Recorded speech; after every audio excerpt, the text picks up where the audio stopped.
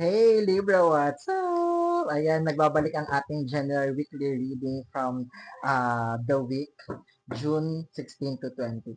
If it's not resonate with you, Vigor, just ignore it. Kapag nag-resonate naman, hit me like, share, and follow, and leave a comment sa ating comment section. Sorry, Libra.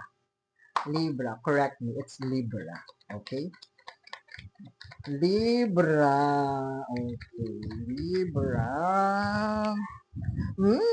Nako. May bagbabalik.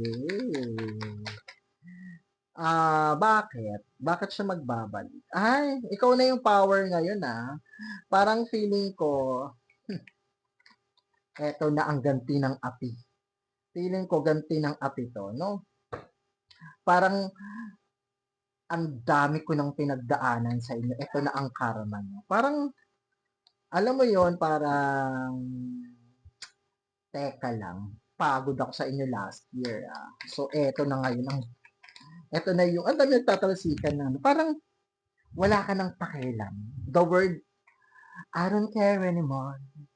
I don't care anymore. Parang sabihin niyo na ang gusto niyong masasakit na sabihin sa inyo, pero I will strike, I will strike that ball. Ganyan. Oo, I will strike that shape.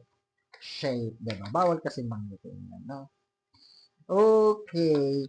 Ang fear mo lang dito, of course, syempre, may mga may may may anak ba kayo or may bata or something from or new partners, parang yun ang kinatatakot mo pero ito yung actions na pinagpagsisisihan, ano ito yung hindi mo na pagsisisihan o ayaw mo ng pagsisihan, parang biglang pumasok sa isipan ko na parang ilalaban ko ba itong new love life ko at ipagmamalaki ko na at isasampal ko sa past ko. Parang ganun siya, no? Parang ganun yung nafe-feel ko. Or, eto yung